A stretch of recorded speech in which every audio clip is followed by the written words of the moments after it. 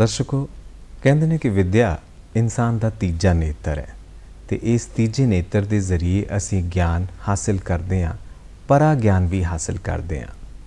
ਇਸ ਗਿਆਨ ਨੂੰ ਹਾਸਿਲ ਕਰਨ ਦੇ ਲਈ ਪਰਮਾਤਮਾ ਨੇ ਜਿਹੜੀਆਂ ਇੰਦਰੀਆਂ ਦਿੱਤੀਆਂ ਨੇ, ਕਈ ਵਾਰੀ ਉਹ ਵੀ ਸਾਨੂੰ ਘੱਟ ਮਹਿਸੂਸ ਹੁੰਦੀਆਂ ਨੇ। ਸਾਨੂੰ ਲੱਗਦਾ ਹੈ ਕਿ ਇਹ ਵੀ ਸਾਨੂੰ ਰਸਤਾ ਦਿਖਾਉਣ ਦੇ ਵਿੱਚ ਕਾਫੀ ਨਹੀਂ ਨੇ।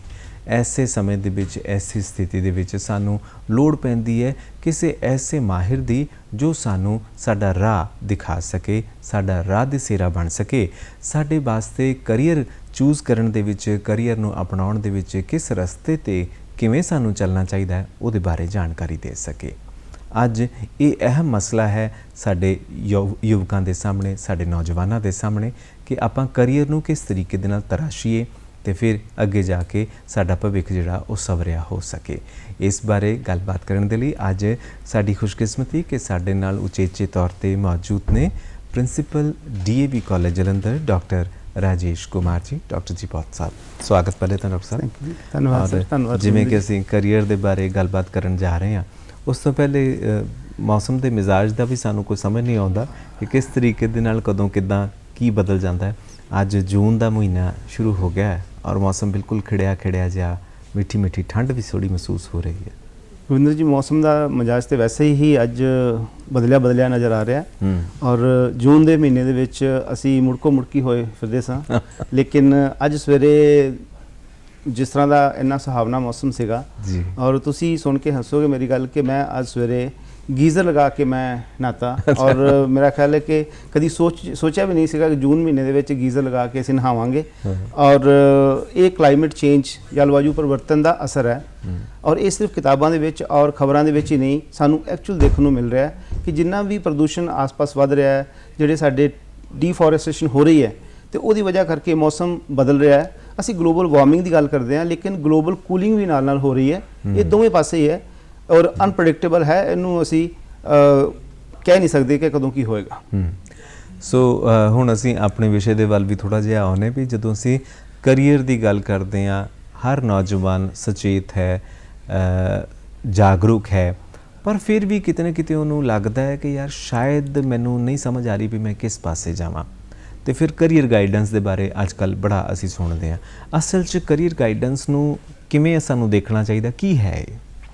ਗੁਰਵਿੰਦਰ ਜੀ, ਹਰ ਵਿਅਕਤੀ ਵਾਸਤੇ ਕਰੀਅਰ ਨੂੰ ਚੂਜ਼ ਕਰਨਾ ਬਹੁਤ ਇੰਪੋਰਟੈਂਟ ਹੈ। ਜ਼ਿੰਦਗੀ 'ਚ ਅੱਗੇ ਵਧਣ ਵਾਸਤੇ ਕਰੀਅਰ ਦੀ ਬਹੁਤ ਵੱਡੀ ਭੂਮਿਕਾ ਹੁੰਦੀ ਹੈ ਔਰ ਕਰੀਅਰ ਤਾਂ ਹੀ ਅੱਛਾ ਅਸੀਂ ਚੂਜ਼ ਕਰ ਸਕਦੇ ਹਾਂ ਅਗਰ ਸਾਨੂੰ ਪ੍ਰੋਪਰ ਸਮੇਂ 'ਤੇ, ਪ੍ਰੋਪਰ ਟਾਈਮ 'ਤੇ ਸਾਨੂੰ ਪ੍ਰੋਪਰ ਗਾਈਡੈਂਸ ਮਿਲ ਸਕੇ। ਅੱਛਾ। ਤੇ ਕਰੀਅਰ ਗਾਈਡੈਂਸ ਜਿਹੜੀ ਹੈ ਇੱਕ ਫਾਰਮਲ ਤਰੀਕਾ ਹੈ ਕਿਸੇ ਵੀ ਇਨਸਾਨ ਨੂੰ ਕਿਸੇ ਸਟੇਜ ਦੇ ਉੱਤੇ ਉਹਦੇ ਕਰੀਅਰ ਦੇ ਬਾਰੇ ਉਹਨੂੰ ਜਾਣਕਾਰੀ ਦੇਣਾ, ਉਹਦੇ ਇੰਟਰਸਟ ਨੂੰ ਵਾਚ ਕਰਕੇ ਦੇਖਣਾ ਕਿ ਇਹਦੀ ਰੁਚੀ ਕਿਸ ਪਾਸੇ ਹੈ ਔਰ ਅਗਰ ਸਹੀ ਰੁਚੀ ਨੂੰ ਅਸੀਂ ਆਪਣੇ ਇੰਟਰਸਟ ਨੂੰ ਫੋਲੋ ਕਰਾਂਗੇ ਤੇ ਜ਼ਿੰਦਗੀ ਦੇ ਵਿੱਚ ਅਸੀਂ ਕਾਫੀ ਅੱਗੇ ਵੱਧ ਸਕਦੇ ਹਾਂ। ਇਸ ਕਰਕੇ ਕਰੀਅਰ ਗਾਈਡੈਂਸ ਮੇਰੇ ਖਿਆਲ ਦੇ ਵਿੱਚ ਹਰ ਇਨਸਾਨ ਵਾਸਤੇ ਹਰ ਸਟੇਜ ਦੇ ਉੱਤੇ ਜ਼ਰੂਰੀ ਹੈ। ਅਸੀਂ ਇਹ ਨਹੀਂ ਕਹਿ ਸਕਦੇ ਕਿ ਸਿਰਫ ਬੱਚਿਆਂ ਨੂੰ ਹੀ ਗਾਈਡੈਂਸ ਦੀ ਲੋੜ ਹੈਗੀ ਹੈ। ਕਈ ਵਾਰੀ ਅਸੀਂ ਕਿਸੇ ਪ੍ਰੋਫੈਸ਼ਨ ਦੇ ਵਿੱਚ ਹੁੰਦੇ ਹਾਂ ਬਟ ਅਸੀਂ ਉਸ ਪ੍ਰੋਫੈਸ਼ਨ ਦੇ ਵਿੱਚ ਇੰਜੋਏ ਨਹੀਂ ਕਰ ਰਹੇ ਹੁੰਦੇ। ਕਿਤੇ ਨਾ ਕਿਤੇ ਸਾਡੇ ਮਨ 'ਚ ਫਰਸਟ੍ਰੇਸ਼ਨ ਹੁੰਦੀ ਹੈ।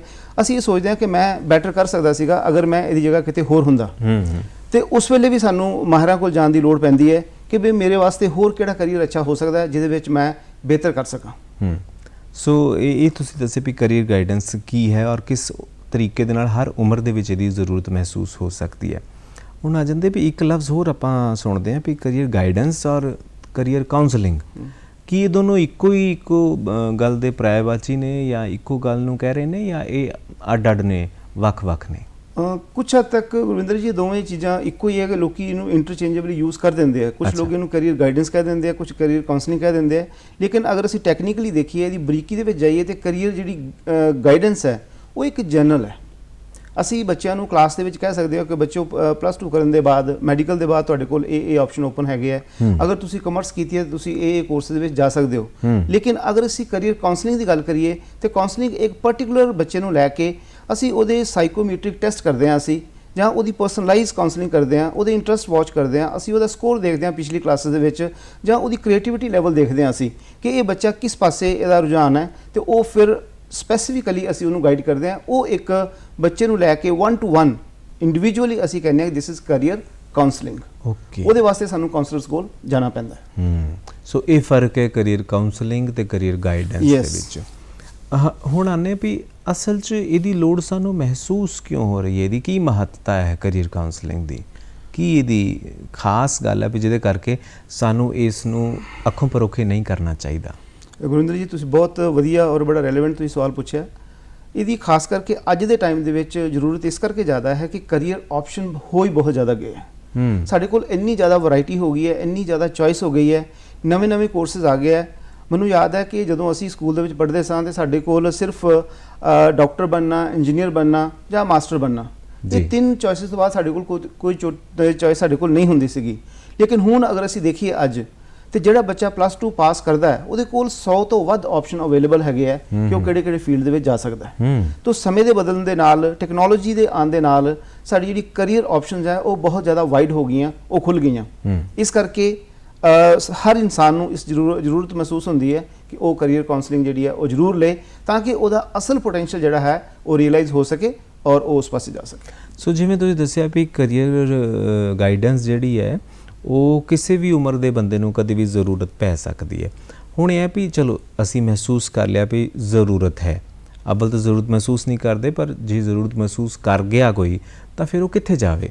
ਡਾਕਟਰ ਦੇ ਕੋਲ ਜਾਣ ਵਾਸਤੇ ਤਾਂ ਕਲੀਨਿਕ ਹੈ, ਇਹਦੇ ਵਾਸਤੇ ਕਿੱਥੇ ਜਾਇਆ ਜਾ ਸਕਦਾ ਹੈ? ਗੁਰਵਿੰਦਰ ਜੀ, ਇਹਦੇ ਵਿੱਚ 2-3 ਚੀਜ਼ਾਂ ਹੈਗੀਆਂ। ਇੱਕ ਤੇ ਸਾਡੇ ਅੱਜ ਕੱਲ੍ਹ ਸਕੂਲਸ ਦੇ ਵਿੱਚ ਔਰ ਕਾਲਜਸ ਦੇ ਵਿੱਚ ਕਰੀਅਰ ਕਾਉਂਸਲਿੰਗ ਸੈੱਲ ਖੁੱਲ੍ਹੇ ਹੋਏ ਆ। ਅੱਛਾ। ਔਰ ਅੱਛੇ ਸਕੂਲ ਜਿਹੜੇ ਹੈਗੇ ਆ, ਅੱਛੇ ਕਾਲਜਸ ਹੈਗੇ ਆ, ਉਹਨਾਂ ਦਾ ਇੱਕ ਵੱਖਰਾ ਇੱਕ ਸੈੱਲ ਬਣਿਆ ਹੋਇਆ ਕਿ ਉਹ ਬੱਚਿਆਂ ਦੀ ਕਰੀਅਰ ਗਾਈਡੈਂਸ ਕਰਦੇ ਆ। ਅੱਛਾ ਜੀ। ਤੇ ਬੱਚੇ ਉੱਥੇ ਜਾ ਕੇ ਵੀ ਆਪਣੇ ਬਾਰੇ ਪੁੱਛ ਸਕਦੇ ਆ ਕਿ ਮੇਰੇ ਵਾਸਤੇ ਕਿਹੜਾ ਫੀਲਡ ਸਹੀ ਹੋ ਸਕਦਾ। ਮੈਂ +2 ਕਮਰਸ ਦੇ ਨਾਲ ਕੀਤੀ ਹੈ, ਮੈਂ +2 ਮੈਡੀਕਲ ਦੇ ਨਾਲ ਕੀਤੀ ਹੈ, ਨਾਨ ਮੈਡੀਕਲ ਦੇ ਨਾਲ ਕੀਤੀ ਹੈ, ਤੇ ਮੇਰੇ ਵਾਸਤੇ ਕਿਹੜੇ ਫੀਲਡ ਓਪਨ ਹੋ ਸਕਦੇ ਆ। ਤੇ ਇੱਕ ਤੇ ਉੱਥੇ ਜਿਹੜੇ ਕਰੀਅਰ ਕਾਉਂਸਲਰ ਉੱਥੇ ਬੈਠੇ ਆ, ਟੀਚਰ, ਸਾਡੇ ਐਕਸਪਰਟ ਟੀਚਰ ਸਾਹਿਬਾਨ ਜਿਹੜੇ ਬੈਠੇ ਹੁੰਦੇ ਆ, ਉਹ ਉਹਨਾਂ ਨੂੰ ਬੱਚਿਆਂ ਨੂੰ ਗਾਈਡ ਕਰ ਦਿੰਦੇ ਆ। ਅਗਰ ਉਸ ਤੋਂ ਵੀ ਜ਼ਿਆਦਾ ਅਗਰ ਕੋਈ ਸਪੈਸ਼ਲਾਈਜ਼ਡ ਕੋਈ ਕਾਉਂਸਲਿੰਗ ਲੈਣਾ ਚਾਹੁੰਦਾ ਹੈ ਤੇ ਕੁਝ ਸਾਡੇ ਕੋਲ ਮਾਹਿਰ ਹੁੰਦੇ ਆ ਜਿਨ੍ਹਾਂ ਨੂੰ ਅਸੀਂ ਕਹਿੰਦੇ ਆ ਕਿ post graduate diploma in guidance and counselling ਉਹਨਾਂ ਨੇ ਕੀਤਾ ਹੁੰਦਾ ਹੈ। ਇਹ ਕੁਝ ਇੰਸਟੀਚਿਊਟਸ ਦੇ ਵਿੱਚ ਅਵੇਲੇਬਲ ਹੁੰਦਾ ਹੈ ਔਰ ਉਹ ਜਿਹੜੇ ਕਾਉਂਸਲਰ ਹੈ ਉਹ ਸਪੈਸੀਫਿਕਲੀ ਇਸੇ ਕੰਮ ਵਾਸਤੇ ਹੁੰਦੇ ਆ ਕਿ ਉਹਨਾਂ ਨੇ ਪ੍ਰੋਫੈਸ਼ਨਲੀ ਆਪਣੇ ਆਫਿਸ ਖੋਲ੍ਹੇ ਹੋਏ ਆ। ਤੁਸੀਂ ਉਹਨਾਂ ਕੋਲ ਜਾ ਕੇ ਆਪਣੀ ਕੈਰੀਅਰ ਗਾਈਡੈਂਸ ਲੈ ਸਕਦੇ ਹੋ ਕਿ ਸਾਡੇ ਬੱਚੇ ਵਾਸਤੇ ਜਾਂ ਮੇਰੇ ਵਾਸਤੇ ਕਿਹੜਾ ਫੀਲਡ ਸਹੀ ਰਹੇਗਾ, ਕਿਹੜੇ ਫੀਲਡ ਦੇ ਵਿੱਚ ਮੇਰਾ ਸਕੋਪ ਜ਼ਿਆਦਾ ਹੈ, ਤੇ ਉਹ ਤੁਹਾਨੂੰ ਗਾਈਡ ਕਰ ਦੇਣਗੇ ਉੱਥੇ। ਹੁਣ ਜੋ ਅਸੀਂ ਪੰਜਾਬ ਦਾ ਅਜੋਕਾ ਮਾਹੌਲ ਅਸੀਂ ਦੇਖਦੇ ਹਾਂ, ਰੁਝਾਨ ਦੇਖਦੇ ਹਾਂ, ਤਾਂ ਬਹੁਤ ਸਾਰੇ ਲੋਕ ਜਿਹੜੇ ਨੇ ਉਹ ਕਰੀਅਰ ਦੇ ਬਾਰੇ ਸੁਚੇਤ ਹੋ ਕੇ ਵੀ ਸਹੀ ਤਰੀਕੇ ਦੇ ਨਾਲ ਉਹਨੂੰ ਨਹੀਂ ਅਪਣਾ ਸਕਦੇ। ਤਾਂ ਕਿ ਇਹ ਵੀ ਹੁੰਦਾ ਹੈ ਕਿ ਕਿਸੇ ਸਮੇਂ ਜੋ ਤੁਸੀਂ ਇੱਕ ਵਾਰੀ ਕਰੀਅਰ ਅਡਾਪਟ ਕਰ ਲਿਆ, ਤੁਸੀਂ ਉਹ ਰਸਤਾ ਇਖਤਿਆਰ ਕਰ ਲਿਆ, ਬਾਅਦ ਦੇ ਵਿੱਚ ਜੇ ਤੁਹਾਨੂੰ ਮਹਿਸੂਸ ਹੋਵੇ ਤਾਂ ਤੁਹਾਡੇ ਕੋਲ ਬਦਲਣ ਦੀ ਜਾਂ ਰਾਹ ਤਬਦੀਲ ਕਰਨ ਦੀ ਕਦੇ ਕੋਈ ਉਹ ਰਹਿੰਦੀ ਹੈ, ਕੋਈ ਵੀ ਹੋ ਸਕਦਾ ਹੈ, ਜਾਂ ਫਿਰ ਤੁਸੀਂ ਇੱਕ ਵਾਰੀ ਜਿਸ ਫੀਲਡ 'ਚ ਪੈ ਗਏ ਹੁਣ ਤੁਸੀਂ ਨਹੀਂ ਬਦਲ ਸਕਦੇ? ਦੇਖੋ ਸਰ, ਅੱਜ ਕੱਲ੍ਹ ਜਿਹੜਾ ਨਿਊ ਐਜੂਕੇਸ਼ਨ ਪੋਲਿਸੀ ਜਿਹੜੀ 2020 ਆਈ ਹੈ ਉਹਦੇ ਵਿੱਚ ਬੜਾ ਕਲੀਅਰ ਲਿਖਿਆ ਕਿ ਤੁਹਾਡੇ ਕੋਲ ਕੋਈ ਫਿਕਸਡ ਆਪਸ਼ਨ ਹੁਣ ਤੁਸੀਂ ਬੱਝੇ ਨਹੀਂ ਹੋ ਕਿਸੇ ਦੇ ਵਿੱਚ। ਅਗਰ ਕੋਈ ਬੱਚਾ ਫਿਜ਼ਿਕਸ ਦੇ ਨਾਲ ਹਿਸਟਰੀ ਪੜ੍ਹਨਾ ਚਾਹੁੰਦਾ ਹੈ ਤੇ ਉਹ ਕਰ ਸਕਦਾ ਹੈ। ਅੱਛਾ ਜੀ। ਕਿਉਂਕਿ ਪਹਿਲਾਂ ਇਹ ਹੁੰਦਾ ਸੀਗਾ ਕਿ ਨਾਨ ਮੈਡੀਕਲ ਸਟਰੀਮ ਦੇ ਵਿੱਚ ਫਿਜ਼ਿਕਸ, ਕੈਮਿਸਟਰੀ ਔਰ ਮੈਥਮੈਟਿਕਸ ਬੱਚੇ ਨੇ ਪੜ੍ਹਨੇ ਹੁੰਦੇ ਸੀਗੇ। ਮੈਡੀਕਲ ਦੇ ਵਿੱਚ ਉਹਨੇ ਬਾਇਓਲੋਜੀ ਪੜ੍ਹਨੀ ਹੁੰਦੀ ਸੀ ਨਾਲ। ਬਟ ਹੁਣ ਕੀ ਹੈ ਕਿ +2 ਆਨਵਰਡਸ ਤੁਸੀਂ ਕੋਈ ਵੀ ਸਬਜੈਕਟ ਲੈ ਸਕਦੇ ਹੋ।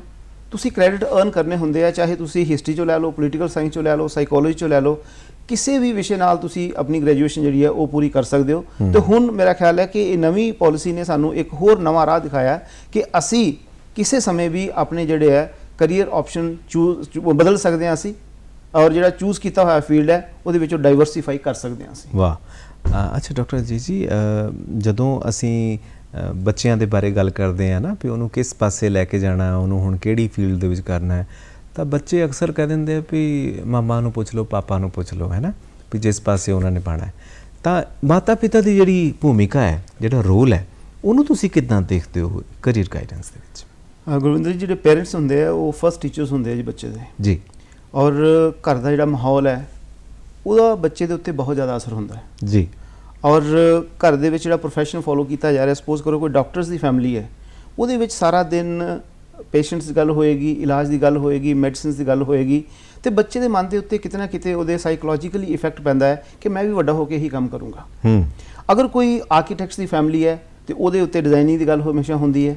ਅਗਰ ਕੋਈ ਲਾਇਰਸ ਦੀ ਫੈਮਿਲੀ ਹੈ ਤਾਂ ਕੇਸਿਸ ਦੀ ਗੱਲ high court, supreme court, different cases ਦੀ ਗੱਲ ਜਦੋਂ ਹੁੰਦੀ ਹੈ ਤੇ ਬੱਚੇ ਦੇ ਮਨ ਤੇ ਇਹ ਅਸਰ ਪੈਂਦਾ ਕਿ ਮੈਂ ਆਪਣੇ ਪਾਪਾ ਵਾਲਾ ਜਿਹੜਾ ਪ੍ਰੋਫੈਸ਼ਨ ਹੈ ਉਹੀ ਮੈਂ ਅਡਾਪਟ ਕਰੂੰਗਾ। ਇਸੇ ਤਰ੍ਹਾਂ ਹੀ ਆਰਮਡ ਫੋਰਸਿਸ ਦੀ ਫੈਮਿਲੀਜ਼ ਤੁਸੀਂ ਦੇਖ ਲਓ, we have generations of officers belonging to one family. तो बेसिकली ये चीज़ इसे गल का संकेत है कि फैमिली का कितना किते असर जरूर होंदा है। पेरेंट्स का प्रोफैशन जिहड़ा हैगा वो बच्चों को जरूर इन्फ्लुएंस करता, लेकिन कई बार ये भी देखा गया कि बच्चे जिहड़े है वो अपने पेरेंट्स के प्रोफैशन तो खुश नहीं होंगे। वो कहते कि मैं पापा वाला या मम्मा वाला काम नहीं करना, मैं कोई अपना होर नवा काम करना चाहना। और वो बच्चे की जिहड़ी रुचि है मेरा ख्याल है कि सानू उहनूं फॉलो करना चाहिए, ना कि असीं उहदे उत्ते इंपोज करिए ਜਾਂ ਜ਼ੋਰ ਜ਼ਬਰਦਸਤੀ ਨਾਲ ਕਹੀਏ ਕਿ ਬਈ ਸਾਡਾ ਇਹ ਫੈਮਿਲੀ ਦਾ ਪ੍ਰੋਫੈਸ਼ਨ ਹੈਗਾ ਤੇ ਤੂੰ ਇਹੀ ਕੰਮ ਕਰ। ਹਾਂ, ਇਹ ਬੜੀ ਖੂਬਸੂਰਤ ਤੁਸੀਂ ਗੱਲ ਕੀਤੀ ਵੀ ਬੱਚੇ ਦੀ ਇੰਟਰਸਟ ਜਿਹੜੀ ਹੈ ਉਹਨੂੰ ਦੇਖਿਆ ਜਾਵੇ, ਉਹਦਾ ਸ਼ੌਕ ਦੇਖਿਆ ਜਾਵੇ, ਪਰ ਜਿੱਦਾਂ ਤੁਸੀਂ ਕਿਹਾ ਵੀ ਉਹਨੂੰ ਫੋਰਸ ਕਰਨਾ, ਉਹਦੇ ਉੱਤੇ ਦਬਾਅ ਪਾਉਣਾ ਕਿ ਨਹੀਂ ਤੂੰ ਆਹੀ ਕਰ, ਔਰ ਬਾਅਦ ਦੇ ਵਿੱਚ ਮੈਂ ਇਹਨੂੰ ਉਲਟਾ ਵੀ ਦੇਖਦਾ ਵਾਂ ਕਿ ਬੱਚੇ ਆਪ ਹੀ ਦਬਾਅ ਲੈ ਲੈਂਦੇ, ਆਪ ਹੀ ਪ੍ਰੈਸ਼ਰ ਲੈ ਲੈਂਦੇ ਆ ਕਿ ਹਾਏ ਮੈਂ ਕਿੱਦਾਂ ਕਹਾਂ, ਸਾਡੀ ਪੂਰੀ ਫੈਮਿਲੀ ਜਿਹੜੀ ਉਹ ਵਕੀਲਾਂ ਦੀ ਹੈ ਤੇ ਮੈਂ ਕਿੱਦਾਂ ਕਹਾਂ ਕਿ ਮੈਂ ਇੱਕ ਕਲਾਕਾਰ ਬਣਨਾ ਹੈ ਜਾਂ ਮੈਂ ਕੋਈ ਹੋਰ ਕਿੱਤੇ ਦੇ ਵਿੱਚ ਜਾਣਾ ਹੈ। ਤਾਂ ਉਹ ਜਿਹੜਾ ਸਟ੍ਰੈਸ ਉਹ ਲੈ ਲੈਂਦੇ ਆ। ਆਪਾਂ ਉਹਦੇ ਬਾਰੇ ਵੀ ਗੱਲ ਕਰਾਂਗੇ। ਫਿਲਹਾਲ ਆਪਾਂ ਜਿਹੜੀ ਗੱਲ ਕਰ ਰਹੇ ਸੀਗੇ ਵੀ ਮਾਤਾ ਪਿਤਾ ਦੀ ਇੱਕ ਅਹਿਮ ਭੂਮਿਕਾ ਹੈ, ਡੈਫੀਨੇਟਲੀ, ਔਰ ਜੇ ਮਾਤਾ ਪਿਤਾ ਦੀ ਭੂਮਿਕਾ ਹੈ ਤਾਂ ਫਿਰ ਜ਼ਾਹਿਰ ਹੈ ਵੀ ਜੇ ਉਹ ਕਿਸੇ ਸੰਸਥਾਨ ਤੋਂ ਸਿੱਖਿਆ ਲੈ ਰਹੇ ਨੇ ਤਾਂ ਉੱਥੇ ਜਿਹੜੇ ਅਧਿਆਪਕ ਨੇ ਉਹਨਾਂ ਦਾ ਵੀ ਵੱਡਾ ਹੱਥ ਹੋਏਗਾ। ਸੋ ਅਧਿਆਪਕਾਂ ਦੀ ਭੂਮਿਕਾ ਕਿਹੋ ਜਿਹੀ ਤੁਸੀਂ ਦੇਖਦੇ ਹੋ? ਸਰ, ਅਧਿਆਪਕ ਦਾ ਇੱਕ ਬੱਚੇ ਦੀ ਲਾਈਫ ਦੇ ਵਿੱਚ ਬਹੁਤ ਵੱਡਾ ਅਹਿਮ ਰੋਲ ਹੁੰਦਾ ਹੈ, ਔਰ ਬੱਚੇ ਹਮੇਸ਼ਾ ਹੀ ਨੇਸ਼ਨ ਬਿਲਡਰ ਆਪਾਂ ਕਹਿੰਦੇ ਇੱਕ ਟੀਚਰ ਨੂੰ ਇੱਕ ਰੋਲ ਮਾਡਲ ਮੰਨਦੇ ਆ ਜੀ, ਕਿ ਮੇਰਾ ਟੀਚਰ ਜਿਹੜਾ ਹੈ ਉਹ ਆਈਡੀਅਲ ਹੈ, ਉਹੀ ਠੀਕ ਹੈ, ਬਾਕੀ ਸਾਰੇ ਗਲਤ ਹੈ। ਔਰ ਟੀਚਰ ਦੀ ਕਹੀ ਹੋਈ ਗੱਲ ਬੱਚਿਆਂ ਦੇ ਉੱਤੇ ਬਹੁਤ ਜ਼ਿਆਦਾ ਉਹਦਾ ਅਸਰ ਹੁੰਦਾ ਹੈ। ਠੀਕ ਹੈ। ਤੇ ਜਿਸ ਤਰ੍ਹਾਂ ਮੈਂ ਤੁਹਾਨੂੰ ਪਹਿਲਾਂ ਵੀ ਕਿਹਾ ਕਿ ਕਾਲਜਸ ਦੇ ਵਿੱਚ, ਸਕੂਲਸ ਦੇ ਵਿੱਚ ਅਸੀਂ ਜਿਹੜੇ ਕਰੀਅਰ ਕਾਉਂਸਲਿੰਗ ਸੈੱਲ ਖੋਲ੍ਹੇ ਹੋਏ ਹੈ ਜੀ, ਉਹਦੇ ਵਿੱਚ ਬੱਚਿਆਂ ਨੂੰ ਕਾਉਂਸਲਿੰਗ ਮਿਲਦੀ ਹੈ। ਔਰ ਬੱਚੇ ਜਦੋਂ ਆਪਣੇ ਪੀਅਰ ਗਰੁੱਪ ਦੇ ਨਾਲ ਇੰਟਰੈਕਟ ਕਰਦੇ ਹੈ, ਉਹਨਾਂ ਦੇ ਨਾਲ ਦੇਖਦੇ ਆ ਕਿ ਮੇਰਾ ਫਰੈਂਡ ਕੀ ਕਰ ਰਿਹਾ ਹੈ ਜਾਂ ਮੇਰੇ ਦੂਸਰੇ ਜਿਹੜੇ ਦੋਸਤ ਹੈ ਉਹ ਕੀ ਕਰ ਰਿਹਾ ਹੈ, ਤੇ ਉਹਦੇ ਨਾਲ ਕਈ ਵਾਰੀ ਉਹ ਇਨਫਲੂਐਂਸ ਹੋ ਜਾਂਦਾ ਬੱਚਾ, ਔਰ ਉਹੀ ਪ੍ਰੋਫੈਸ਼ਨ ਅੱਗੇ ਫੋਲੋ ਕਰਨ ਦੀ ਕੋਸ਼ਿਸ਼ ਕਰਦਾ ਹੈ। ਔਰ ਡੈਫੀਨੇਟਲੀ ਟੀਚਰ ਜਿਹੜਾ ਉਹ ਬੜਾ ਕੈਟਲਿਟਿਕ ਰੋਲ ਪਲੇ ਕਰਦੇ ਹੈ ਉਹਨੂੰ ਮੋਟੀਵੇਟ ਕਰਨ ਦੇ ਵਿੱਚ, ਉਹਨੂੰ ਇਹ ਦੱਸਣ ਦੇ ਵਿੱਚ ਕਿ ਇਹਦੇ ਪ੍ਰੋਜ਼ ਐਂਡ ਕੌਨਸ ਕੀ ਹੈ, ਤੇਰਾ ਜਿਹੜਾ ਕੈਲੀਬਰ ਹੈ ਜਾਂ ਤੇਰੀ ਜਿਹੜੀ ਪਰਸਨੈਲਿਟੀ ਹੈ ਉਹਦੇ ਹਿਸਾਬ ਨਾਲ ਇਹ ਜਿਹੜਾ ਜੌਬ ਹੈ ਤੇਰੇ ਵਾਸਤੇ ਸਹੀ ਰਹੇਗਾ, ਜੇ ਇਹ ਪ੍ਰੋਫੈਸ਼ਨ ਤੇਰੇ ਵਾਸਤੇ ਸਹੀ ਰਹੇਗਾ। ਤਾਂ ਬੱਚਾ ਕਈ ਵਾਰ ਆਪਣਾ ਮਨ ਬਣਾ ਲੈਂਦਾ ਸਕੂਲ ਦੇ ਵਿੱਚ ਜਾਂ ਕਾਲਜ ਦੇ ਵਿੱਚ, ਔਰ ਘਰ ਆ ਕੇ ਕਹਿੰਦਾ ਕਿ ਮੈਂ ਤੇ ਇਸੇ ਪਾਸੇ ਜਾਣਾ ਚਾਹੁੰਦਾ, ਮੈਂ ਇਹੀ ਕੰਮ ਕਰੂੰਗਾ। ਹੁਣ ਬਾਰ-ਬਾਰ ਇੱਕ ਨਾ ਲਫ਼ਜ਼ ਤੁਸੀਂ ਵਰਤ ਰਹੇ ਹੋ, ਕੈਰੀਅਰ ਕਾਉਂਸਲਿੰਗ ਸੈੱਲ ਜਾਂ ਸੈਂਟਰ, ਇਹ ਕੀ ਹੈ ਔਰ ਇਹਦੇ 'ਚ ਕੌਣ ਲੋਕ ਹੁੰਦੇ ਨੇ? ਕੀ ਬਾਹਰੋਂ ਆਉਂਦੇ ਨੇ ਲੋਕ ਇਹਦੇ ਵਿੱਚ? ਪਲੇਸਮੈਂਟ ਸੈੱਲ ਵੀ ਅਸੀਂ ਸੁਣਦੇ ਹਾਂ ਉਹ ਵੀ ਹੁੰਦਾ ਆ, ਇਹ ਕੀ ਇਹਨਾਂ 'ਚ ਫਰਕ ਕੀ ਹੈ ਸਾਰਾ ਮਾੜਾ? ਸਰ, ਕੈਰੀਅਰ ਕਾਉਂਸਲਿੰਗ ਔਰ ਪਲੇਸਮੈਂਟ ਸੈੱਲ ਵੈਸੇ ਤੇ ਕੁਝ ਸੰਸਥਾ ਦੇ ਵਿੱਚ ਇਹ ਇਕੱਠੇ ਹੀ ਹੁੰਦੇ ਆ ਦੋਨੋਂ। ਅੱਛਾ, ਤੁਸੀਂ ਬੜਾ ਅੱਛਾ ਇਹਨੂੰ ਲਿੰਕ ਕੀਤਾ। Basically career counselling and placement ਦੋਨੋਂ ਆਪਸ ਵਿੱਚ ਬੜਾ ਗਾੜਾ ਰਿਸ਼ਤਾ ਆਪਸ ਦੇ ਵਿੱਚ ਜੀ। ਕਿ ਕੈਰੀਅਰ ਕਾਉਂਸਲਿੰਗ ਦੇ ਵਿੱਚ ਅਸੀਂ ਬਾਹਰੋਂ ਐਕਸਪਰਟ ਵੀ ਬੁਲਾਉਂਦੇ ਹਾਂ, ਲੇਕਿਨ ਸਾਡੇ ਉੱਥੇ ਪਰਮਾਨੈਂਟ ਟੀਚਰਸ ਵੀ ਉੱਥੇ ਬੈਠੇ ਹੁੰਦੇ ਹੈ ਜਿਨ੍ਹਾਂ ਨੂੰ ਕਿ ਹਰ ਫੀਲਡ ਦਾ ਨੌਲੇਜ ਹੈ ਕਿ +2 ਦੇ ਬਾਅਦ ਕਿਹੜੇ ਆਪਸ਼ਨ ਓਪਨ ਹੈ, ਗ੍ਰੈਜੂਏਸ਼ਨ ਦੇ ਬਾਅਦ ਕਿਹੜੇ ਆਪਸ਼ਨਸ ਹੈਗੇ ਹੈ। ਤਾਂ ਉਸ ਤਰੀਕੇ ਦੇ ਨਾਲ ਉਹ ਬੱਚੇ ਦਾ ਜੋ ਵੀ ਕਲਾਸ ਹੈ, ਜਿਸ ਸਪੋਜ਼ ਕਰੋ ਕਿ 12th ਪਾਸ ਬੱਚਾ ਉੱਥੇ ਆਉਂਦਾ ਜਾਂ BSc ਪਾਸ ਬੱਚਾ ਉੱਥੇ ਆਉਂਦਾ, ਤੇ ਉਹ ਉਹਨੂੰ ਸਾਰੇ ਦੇ ਸਾਰੇ ਕੈਰੀਅਰ ਆਪਸ਼ਨ ਦੱਸ ਦੇਣਗੇ। ਠੀਕ ਹੈ। ਫਿਰ ਉਹਨੂੰ ਪਲੇਸਮੈਂਟ ਦੇ ਨਾਲ ਲਿੰਕ ਕਰਕੇ ਵੀ ਇਹ ਕੰਪਨੀਆਂ ਜਿਹੜੀਆਂ ਹੈ ਉਹ ਇਹਨੂੰ ਰਿਕਰੂਟ ਕਰਨਗੀਆਂ ਜਾਂ ਉਹਨਾਂ ਕੋਲ ਓਪਨਿੰਗਸ ਹੈਗੀਆਂ, ਤਾਂ ਅਸੀਂ ਟਾਈਮ ਟੂ ਟਾਈਮ ਜਿਹੜੀ ਕੰਪਨੀਜ਼ ਦੀ ਰਿਕੁਆਇਰਮੈਂਟ ਹੈ ਉਹ ਬੱਚਿਆਂ ਨੂੰ ਦੱਸਦੇ ਰਹਿੰਦੇ ਹਾਂ। ਜਦੋਂ ਉਹਨੂੰ ਆਪਣੀ ਟੇਸਟ ਦਾ ਕੰਮ ਮਿਲਦਾ ਹੈ ਜਾਂ ਕੰਪਨੀ ਕੋਈ ਉਹਨਾਂ ਨੂੰ ਨਜ਼ਰ ਆਉਂਦੀ ਹੈ ਤਾਂ ਬੱਚੇ ਉਹਦੇ ਵਿੱਚ ਇੰਟਰਵਿਊ 'ਚ ਅਪੀਅਰ ਹੁੰਦੇ ਐਂਡ ਦੇ ਗੈਟ ਪਲੇਸਡ, ਦੀ ਪਲੇਸਮੈਂਟ ਜਿਹੜੀ ਹੋ ਜਾਂਦੀ ਹੈ। ਹੁਣ ਇੱਕ ਨਾ ਆਮ ਤੌਰ 'ਤੇ ਜਿਹੜੀ ਧਾਰਨਾ ਬਣੀ ਹੋਈ ਹੈ, ਜਦੋਂ ਪੇਰੈਂਟਸ, ਮਾਤਾ ਪਿਤਾ ਕਿਸੇ ਇੰਸਟੀਚਿਊਟ ਜਾਂ ਕਿਸੇ ਕਾਲਜ ਵਿੱਚ ਜਾ ਕੇ ਆਪਣੇ ਬੱਚੇ ਦੇ ਲਈ ਕਰੀਅਰ ਦੀ ਗੱਲ ਕਰਦੇ ਨੇ ਤਾਂ ਉੱਥੇ ਬੱਚੇ ਦਾ ਇੰਟਰਸਟ ਵੀ ਪਿੱਛੇ ਰਹਿ ਜਾਂਦਾ ਹੈ, ਪੇਰੈਂਟਸ ਦੀ ਵੀ ਗੱਲ ਪਿੱਛੇ ਰਹਿ ਜਾਂਦੀ ਹੈ। ਜਿਹੜੇ ਉੱਥੇ ਦੇ ਇੰਸਟੀਚਿਊਟ ਦੇ ਹੁੰਦੇ ਉਹ ਇਹ ਗੱਲ ਕਹਿੰਦੇ ਨੇ ਕਿ ਇਸ ਵੇਲੇ ਪਲੇਸਮੈਂਟ ਜਿਹੜੀ ਹੈ ਨਾ ਸਭ ਤੋਂ ਵਧੀਆ, ਅੱਛੀ, ਸਭ ਤੋਂ ਵਧੀਆ ਪੈਕੇਜ ਅਤੇ ਸਭ ਤੋਂ ਵਧੀਆ ਉਹ ਕੰਪਿਊਟਰ ਵਾਲਿਆਂ ਦੀ ਹੋ ਰਹੀ ਹੈ ਜਾਂ ਮਕੈਨੀਕਲ ਵਾਲਿਆਂ ਦੀ ਹੋ ਰਹੀ ਹੈ ਜਾਂ ਬਾਇਓ ਵਾਲਿਆਂ ਦੀ ਹੋ ਰਹੀ ਹੈ, ਤਾਂ ਤੁਸੀਂ ਇਹਨੂੰ ਉਹ ਕਰਵਾਓ। ਯਾਨੀ ਉਹ ਪੈਰਾਮੀਟਰ ਜਿਹੜਾ ਹੈ ਉਹ ਕਿਤੇ ਨਾ ਕਿਤੇ ਡਾਵਾਂਡੋਲ ਹੋ ਕੇ ਵੀ ਲੱਗਦਾ ਹੈ। ਮਤਲਬ ਕਿੱਥੇ ਮਾਤਾ ਪਿਤਾ ਨੇ, ਕਿੱਥੇ ਅਧਿਆਪਕ ਨੇ ਅਤੇ ਕਿੱਥੇ ਇੰਡਸਟਰੀ ਹੈ। ਔਰ ਇਹਨਾਂ ਦੇ ਵਿੱਚ ਇੱਕ ਵਿਦਿਆਰਥੀ ਹੈ ਜਿਹਨੇ ਆਪਣੇ ਕਰੀਅਰ ਨੂੰ ਚੂਜ਼ ਕਰਨਾ ਔਰ ਆਪਣਾ ਰਾਹ ਦੇਖਣਾ।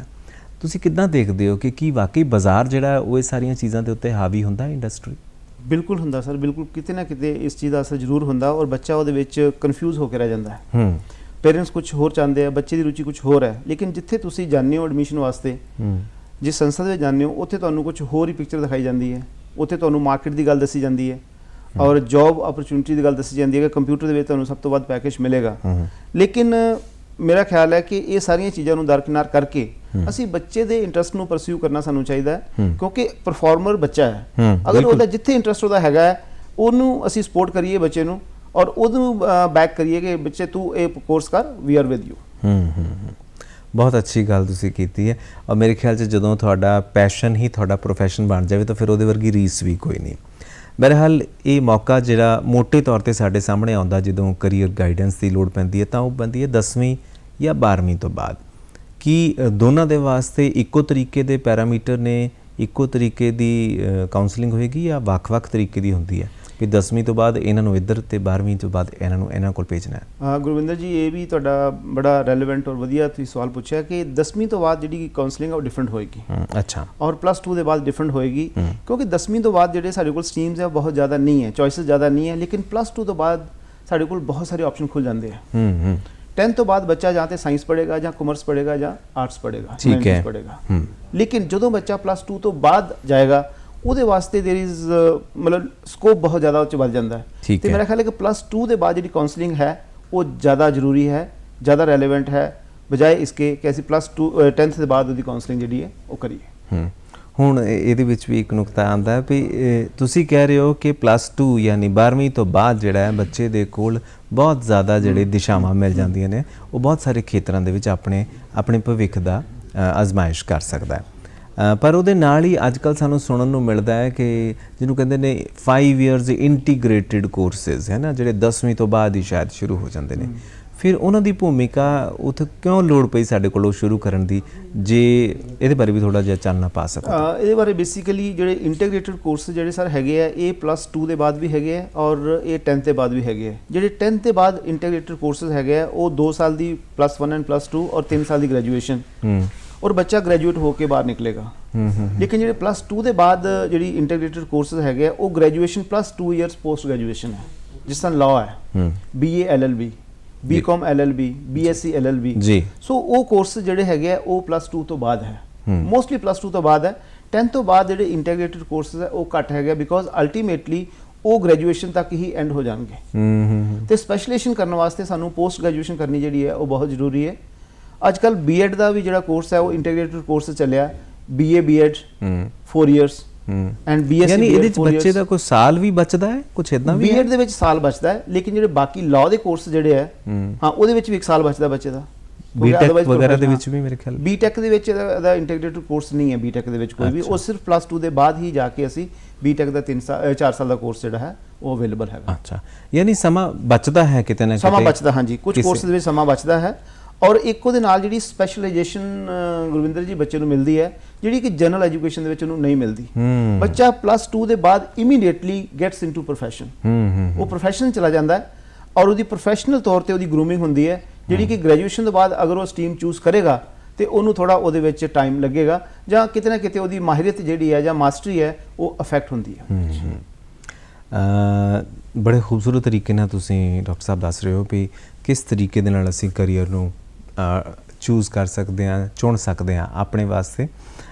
ਹੁਣ ਇਹ ਹੈ ਵੀ ਮੰਨ ਲਓ ਕਿਸੇ ਨੇ ਕਰੀਅਰ ਦੇ ਬਾਰੇ ਫੈਸਲਾ ਲੈ ਲਿਆ, ਹੁਣ ਅੱਗੇ ਇੱਕ ਹੋਰ ਜਿਹੜਾ ਉਹ ਦੁਵਿਧਾ ਆ ਜਾਂਦੀ ਹੈ, ਅਗਲਾ ਸਟੈਪ ਆ ਜਾਂਦਾ ਵੀ ਸਬਜੈਕਟ ਦੀ ਚੋਣ ਮੈਂ ਕਿਸ ਤਰੀਕੇ ਦੇ ਨਾਲ ਕਰਾਂ। ਤਾਂ ਉਹਦਾ ਵੀ ਕੋਈ ਹੈ ਕਿਸੇ ਤਰੀਕੇ ਦਾ ਵੀ ਕੋਈ ਪੈਰਾਮੀਟਰ ਜਾਂ ਕੋਈ ਮੈਥਡ ਜਿਹਦੇ ਜ਼ਰੀਏ ਉਹਨੂੰ ਸਬਜੈਕਟ ਦੀ ਚੋਣ ਦੇ ਵਿੱਚ ਵੀ ਤੁਸੀਂ ਹੈਲਪ ਕਰ ਸਕੋ, ਮਦਦ ਕਰ ਸਕੋ? ਗੁਰਵਿੰਦਰ ਜੀ, ਜਿਹੜੀ ਸਬਜੈਕਟ ਦੀ ਚੋਣ ਜਿਹੜੀ ਹੈ ਨਾ, ਇਹ ਵੀ ਤੁਹਾਡੇ ਕਰੀਅਰ ਦੇ ਟਾਰਗੇਟ ਦੇ ਉੱਪਰ ਡਿਪੈਂਡ ਕਰੇਗੀ। ਠੀਕ ਹੈ। ਸਪੋਜ਼ ਕਰੋ ਕਿ ਇੱਕ ਬੱਚਾ ਕਹਿੰਦਾ ਮੈਂ ਤੇ ਪਾਇਲਟ ਬਣਨਾ ਹੈ। ਠੀਕ ਹੈ। ਅਗਰ ਤੁਸੀਂ ਪਾਇਲਟ ਬਣਨਾ ਤੇ ਪਾਇਲਟ ਬਣਨ ਵਾਸਤੇ ਤੁਹਾਨੂੰ ਫਿਜ਼ਿਕਸ ਔਰ ਮੈਥਮੈਟਿਕਸ ਦਾ ਨੌਲੇਜ ਹੋਣਾ ਜ਼ਰੂਰੀ ਹੈ। ਉਹ ਬੱਚੇ ਨੂੰ ਸਬਜੈਕਟ ਜ਼ਰੂਰ ਲੈਣੇ ਪੈਣਗੇ। ਠੀਕ ਹੈ। ਫੋਰ ਐਗਜ਼ਾਮਪਲ ਬੱਚਾ ਕਹਿੰਦਾ ਕਿ ਮੈਂ NDA ਦਾ ਟੈਸਟ ਕਲੀਅਰ ਕਰਨਾ ਚਾਹੁੰਦਾ, ਮੈਂ ਆਰਮੀ ਜਾਣਾ ਚਾਹੁੰਦਾ, ਤੇ ਉਹਦੇ ਵਾਸਤੇ ਵੀ ਜਿਹੜਾ ਹੈ ਫਿਜ਼ਿਕਸ, ਕੈਮਿਸਟਰੀ ਔਰ ਮੈਥਮੈਟਿਕਸ ਕੰਬੀਨੇਸ਼ਨ ਜ਼ਰੂਰੀ ਹੈ। ਠੀਕ ਹੈ। ਇਸ ਕਰਕੇ ਸਬਜੈਕਟ ਦੀ ਚੋਣ ਕਰੀਅਰ ਦੀ ਚੋਣ ਦੇ ਨਾਲ ਹੀ ਚੱਲਦੀ ਹੈ। ਜਿਹੜਾ ਅਸੀਂ ਕਰੀਅਰ ਲੈਣਾ ਹੈ ਉਹਦੇ ਹਿਸਾਬ ਦੇ ਨਾਲ ਹੀ ਸਾਨੂੰ ਸਬਜੈਕਟ ਦੀ ਚੋਣ ਕਰਨੀ ਪਏਗੀ, ਔਰ ਮੇਰਾ ਖਿਆਲ ਹੈ ਕਿ ਉਹ ਉਹਨਾਂ ਦੀ ਬੇਸਿਕ ਰਿਕੁਆਇਰਮੈਂਟਸ ਹੈਗੀਆਂ, ਜਿਸ ਤੋਂ ਬਿਨਾਂ ਉਹਦੇ ਅੱਗੇ ਕੰਮ ਨਹੀਂ ਚੱਲ ਸਕਦਾ ਉਹਦੇ ਨਾਲ। ਦੇਖੋ, ਬੜੀ ਖੂਬਸੂਰਤ ਤੁਸੀਂ ਗੱਲ ਕੀਤੀ। ਪਹਿਲੇ ਆ ਗਿਆ ਵੀ ਕਰੀਅਰ ਦੀ ਚੋਣ ਅਸੀਂ ਕਿਸ ਤਰੀਕੇ ਨਾਲ ਕਰਨੀ ਹੈ, ਕਰੀਅਰ ਗਾਈਡੈਂਸ ਦੇ ਵਿੱਚ ਉਹ ਵੀ ਆ ਗਿਆ। ਫਿਰ ਉਸ ਤੋਂ ਬਾਅਦ ਆਪਾਂ ਗੱਲ ਕਰ ਲਈ ਵੀ ਕਿਸ ਤਰੀਕੇ ਨਾਲ ਤੁਸੀਂ ਸਬਜੈਕਟ ਨੂੰ ਚੁਣ ਸਕਦੇ ਹੋ। ਹੁਣ ਇਹ ਆ ਗਿਆ ਵੀ ਚਲੋ ਅਸੀਂ ਕਰੀਅਰ ਵੀ ਸਿੱਖ ਲਿਆ ਵੀ ਆ ਕਰਨਾ ਹੈ, ਸਬਜੈਕਟ ਦੀ ਚੋਣ ਵੀ ਕਰ ਲਈ। ਹੁਣ ਅੱਗੇ ਇੱਕ ਹੋਰ ਮਸਲਾ ਵੀ ਖੜਾ ਹੈ ਵੀ ਅਸੀਂ ਕਿਸ ਇੰਸਟੀਚਿਊਟ ਜਾਂ ਕਿਸ ਕਾਲਜ ਜਾਂ ਕਿਸ ਯੂਨੀਵਰਸਿਟੀ ਦੇ ਕੋਲ ਜਾਈਏ। ਸੋ ਇਹਦੇ ਬਾਰੇ ਵੀ ਹੁਣ ਸਾਨੂੰ ਤੁਸੀਂ ਉਹ ਗਾਈਡ ਕਰ ਸਕਦੇ ਹੋ। ਅੱਜ ਤਾਂ ਗਾਈਡੈਂਸ ਸੈੱਲ ਬਣਾ ਲਿਆ ਆਪਾਂ। ਸ਼ੋਰ ਬਿਲਕੁਲ ਗੁਰਵਿੰਦਰ ਜੀ, ਬਿਲਕੁਲ ਠੀਕ ਹੈ, ਕਿਉਂਕਿ ਇਹ ਦੋ ਚੀਜ਼ਾਂ ਡਿਸਾਈਡ ਕਰਨ ਤੋਂ ਬਾਅਦ ਬਹੁਤ ਜ਼ਰੂਰੀ ਹੈ ਕਿ ਸਾਨੂੰ ਬੈਸਟ ਕਿੱਥੋਂ ਮਿਲੇਗਾ। ਉਹਦੇ ਵਾਸਤੇ ਆਲ ਓਵਰ ਇੰਡੀਆ ਦੇ ਵਿੱਚ ਸਾਡੇ ਕੋਲ ਇੰਸਟੀਚਿਊਟਸ ਹੈਗੇ ਹੈ, ਸਾਇੰਸ ਦੇ ਅਲੱਗ ਹੈਗੇ ਹੈ, ਕਾਮਰਸ ਦੇ ਅਲੱਗ ਹੈਗੇ ਹੈ, ਔਰ ਹਿਊਮੈਨਿਟੀਜ਼ ਦੇ ਅਲੱਗ ਹੈਗੇ ਹੈ ਜੀ।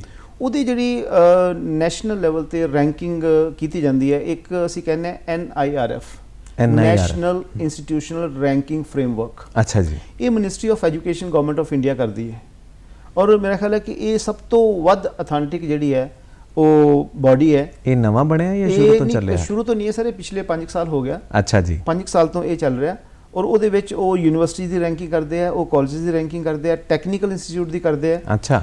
ਔਰ ਅਲੱਗ-ਅਲੱਗ ਰੈਂਕਿੰਗ ਉਹਦੇ ਵਿੱਚ ਹੁੰਦੀਆਂ। ਇਹ ਇੰਟਰਨੈਟ ਤੇ ਹੋਏਗਾ ਮੇਰੇ ਖਿਆਲ? ਇੰਟਰਨੈਟ ਤੇ ਸਰ ਹੁੰਦਾ, ਔਰ ਹਰ ਸਾਲ ਹਰ ਇੰਸਟੀਟਿਊਸ਼ਨ ਜਿਹੜੀ ਹੈ ਜਿਹੜਾ ਉਹਦੇ ਮੈਂਬਰ ਬਣ ਕੇ ਉਹਨੂੰ ਡਾਟਾ ਆਪਣਾ ਭੇਜਦੇ ਆ। ਅੱਛਾ ਜੀ। ਕਿ ਵੀ ਸਾਡੇ ਕੋਲ ਇਹ ਕੋਰਸ ਚੱਲ ਰਿਹਾ, ਇਹ ਸਾਡੇ ਰਿਜ਼ਲਟ ਹੈ, ਇਹ ਡਿਫਰੈਂਟ ਕੰਟਰੀਜ਼ ਸਾਡੇ ਕੋਲ ਬੱਚੇ ਆ ਰਹੇ। ਮਤਲਬ ਪੈਰਾਮੀਟਰ ਜਿਹੜੇ ਆ ਉਹਦੇ ਬਹੁਤ ਜ਼ਿਆਦਾ ਹੈਗੇ ਆ। ਤੁਹਾਡੀ ਪਲੇਸਮੈਂਟਸ ਕਿੰਨੀਆਂ ਹੋਈਆਂ, ਤੁਹਾਡੀ ਯੂਨੀਵਰਸਿਟੀ ਪੋਜੀਸ਼ਨ ਕਿੰਨੀਆਂ ਆਈਆਂ, ਤੁਹਾਡੇ ਕੋਲ ਮਾਈਨੋਰਿਟੀ ਕਮਿਊਨਿਟੀ ਦੇ ਕਿੰਨੇ ਬੱਚੇ ਹੈਗੇ ਆ, ਡਿਫਰੈਂਟ ਕੰਟਰੀਜ਼ ਤੋਂ ਤੁਹਾਡੇ ਕਿੰਨੇ ਬੱਚੇ ਆਏ ਆ, ਡਿਫਰੈਂਟ ਸਟੇਟਸ ਤੋਂ ਤੁਹਾਡੇ ਕੋਲ ਕਿੰਨੇ ਬੱਚੇ ਆਏ ਆ। ਅੱਛਾ ਜੀ। ਤੋ ਮਤਲਬ ਇਹ ਸਾਰਾ ਇੱਕ ਬੜਾ ਲੰਬਾ ਚੌੜਾ ਪੈਰਾਮੀਟਰਸ ਉਹਨਾਂ ਦੇ ਹੈਗੇ ਆ, ਮਾਪਦੰਡ, ਤੇ ਉਹ ਅਸੀਂ ਭਰ ਕੇ ਭੇਜਦੇ ਆ ਡਾਟਾ ਹਮੇਸ਼ਾ ਹਰ ਸਾਲ। ਉਹ ਫਿਰ ਡਾਟਾ ਨੂੰ ਐਨਾਲਾਈਜ਼ ਕਰਦੇ ਆ, ਔਰ ਐਨਾਲਾਈਜ਼ ਕਰਨ ਤੋਂ ਬਾਅਦ ਉਹ ਰੈਂਕਿੰਗ ਕੱਢਦੇ ਆ ਕਿ ਬਈ ਇਹ ਇੰਸਟੀਟਿਊਸ਼ਨ ਨੰਬਰ 1 ਤੇ ਹੈ, ਇਹ 2 ਤੇ ਹੈ, ਔਰ ਉਹ ਸਬਜੈਕਟ ਵਾਈਜ਼ ਵੀ ਹੁੰਦੀਆਂ ਕਈ ਵਾਰ ਸਬਜੈਕਟ ਵਾਈਜ਼ ਹੁੰਦੇ ਕਿ commerce best commerce colleges of India, ਬੜੀ ਅਹਿਮ ਜਾਣਕਾਰੀ ਹੈ। ਹਾਂ। ਤੋ ਉਸੇ ਤਰ੍ਹਾਂ ਸਾਇੰਸ ਦੇ ਵੀ ਹੋਣਗੇ। ਤਾਂ ਬੱਚਿਆਂ ਨੂੰ ਤੋਂ ਬੜੀ ਅੱਛੀ ਇੱਕ ਫੀਡਬੈਕ ਮਿਲ ਜਾਂਦੀ ਹੈ ਕਿ ਬਈ ਅਸੀਂ ਕਿਹੜੇ ਕਾਲਜ ਦੇ ਵਿੱਚ ਕਿਹੜਾ ਕੋਰਸ ਜਿਹੜਾ ਅਸੀਂ ਪਰਸਿਊ ਕਰਨਾ ਹੈ। ਯਾਨੀ ਕਿ ਜਿਵੇਂ ਕਿ ਦਰਸ਼ਕੋ, ਹਰ ਸ਼ਹਿਰ ਦੇ ਵਿੱਚ ਹੁੰਦਾ ਹੈ ਕਿ ਮੈਂ ਅਗਰ ਕੱਪੜੇ ਲੈਣੇ ਤੇ ਆਹ ਮਾਰਕੀਟ ਹੈਗੀ ਹੈ, ਜੇ ਮੈਂ ਜੁੱਤੀਆਂ ਲੈਣੀਆਂ ਤੇ ਆਹ ਵਾਲੀ ਮਾਰਕੀਟ ਹੈ, ਜੇ ਮੈਂ ਮਠਿਆਈ ਲੈਣੀ ਹੈ ਤੇ ਇਹ ਵਾਲੀ ਮਾਰਕੀਟ ਹੈ। ਉਸੇ ਤਰੀਕੇ ਦੇ ਨਾਲ ਐਜੂਕੇਸ਼ਨ ਦੇ ਵਿੱਚ ਵੀ, ਸਿੱਖਿਆ ਸੰਸਾਰ ਦੇ ਵਿੱਚ ਵੀ ਦੇਖੋ ਕਿੰਨੀਆਂ ਸੋਹਣੀਆਂ ਜਾਣਕਾਰੀਆਂ ਸਾਡੇ ਨਾਲ ਡਾਕਟਰ ਸਾਹਿਬ ਸਾਂਝੇ ਕਰਦੇ ਨੇ। ਡਾਕਟਰ ਸਾਹਿਬ, ਤੁਸੀਂ ਇੰਨੀਆਂ ਪਿਆਰੀਆਂ ਜਾਣਕਾਰੀਆਂ ਸਾਂਝੀਆਂ ਕਰ ਰਹੇ ਹੋ। ਸਾਡੇ ਪ੍ਰੋਗਰਾਮ ਦਾ ਨਾਂ ਹੈ ਗੱਲਾਂ ਤੇ ਗੀਤ। ਇਹਦੇ 'ਚ ਸਾਡੇ ਕੋਲ ਗੀਤ ਵੀ ਬੜੇ ਪਿਆਰੇ ਨੇ, ਬੜੇ ਖੂਬਸੂਰਤ ਨੇ। ਮੈਂ ਉਮੀਦ ਕਰਦਾ ਹਾਂ ਵੀ ਅਸੀਂ ਇੱਕ ਗੀਤ ਤੁਹਾਡੀ ਨਜ਼ਰ ਕਰੀਏ ਤਾਂ ਤੁਸੀਂ ਬੁਰਾ ਨਹੀਂ ਮੰਨੋਗੇ। ਜ਼ਰੂਰ ਸਰ, ਜ਼ਰੂਰ, ਪਲੀਜ਼। ਤੇ ਆਪਾਂ ਫਿਰ ਗੀਤ ਦੇਖਦੇ ਹਾਂ, ਫਿਰ ਪਰਖਦੇ ਹਾਂ ਆਪਾਂ। ਪੜਨੇ ਦਾ ਮੂਡ ਬਣਾ ਲਓ ਬਈ, ਗੱਲਾਂ ਚੰਗੀਆਂ ਨੂੰ ਮਨ 'ਚ ਵਸਾ ਲਓ ਬਈ। ਸਾਰੇ ਪੜਨੇ ਦਾ ਮੂਡ ਬਣਾ ਲਓ ਬਈ, ਗੱਲਾਂ ਚੰਗੀਆਂ ਨੂੰ ਮਨ 'ਚ ਵਸਾ ਲਓ ਬਈ। ਟਾਈਮ ਕਰੋ ਨਾ ਖਰਾਬ ਮੇਰੇ ਮਿੱਤਰੋ, ਟਾਈਮ ਕਰੋ ਨਾ ਖਰਾਬ ਮੇਰੇ ਮਿੱਤਰੋ। ਅੱਡਿਆਂ 'ਚ ਖੜ ਖੜ ਕੇ ਉੱਚਾ ਕਰ ਦਿਓ ਨਾਮ ਤੁਸੀਂ ਮਾਪਿਆਂ ਦਾ, ਚੰਗੀਆਂ ਪੜ੍ਹਾਈਆਂ ਕਰਕੇ। ਉੱਚਾ ਕਰ ਦਿਓ ਨਾਮ ਤੁਸੀਂ ਮਾਪਿਆਂ ਦਾ, ਚੰਗੀਆਂ ਪੜ੍ਹਾਈਆਂ ਕਰਕੇ।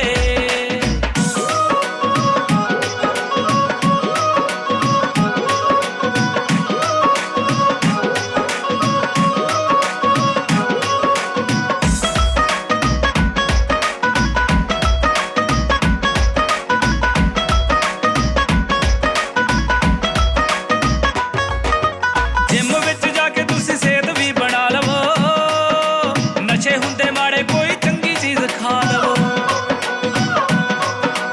ਜਿਮ ਵਿੱਚ ਜਾ ਕੇ ਤੁਸੀਂ ਸਿਹਤ ਵੀ ਬਣਾ ਲਵੋ, ਨਸ਼ੇ ਹੁੰਦੇ ਮਾੜੇ ਕੋਈ ਚੰਗੀ ਚੀਜ਼ ਖਾ ਲਵੋ। ਆਵੋ ਰੋਟੀਆਂ ਤੇ ਮੱਖਣ ਮਲਾਈਆਂ ਧਰ ਕੇ, ਆਵੋ ਰੋਟੀਆਂ ਤੇ ਮੱਖਣ ਮਲਾਈਆਂ ਧਰ ਕੇ। ਉੱਚਾ ਕਰ ਦਿਓ ਨਾਮ ਤੁਸੀਂ ਮਾਪਿਆਂ ਦਾ, ਚੰਗੀਆਂ ਪੜ੍ਹਾਈਆਂ ਕਰਕੇ। ਉੱਚਾ ਕਰ ਦਿਓ ਨਾਮ ਤੁਸੀਂ ਮਾਪਿਆਂ ਦਾ, ਚੰਗੀਆਂ ਪੜ੍ਹਾਈਆਂ ਕਰਕੇ।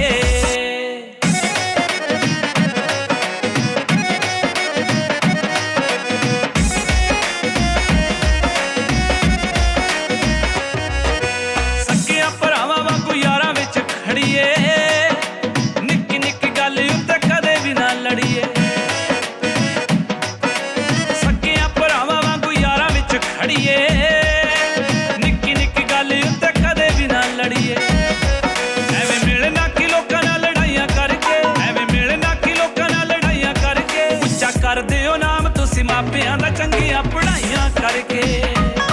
ਉੱਚਾ ਕਰ ਦਿਓ ਨਾਮ ਤੁਸੀਂ ਮਾਪਿਆਂ ਦਾ, ਚੰਗੀਆਂ ਪੜ੍ਹਾਈਆਂ ਕਰਕੇ।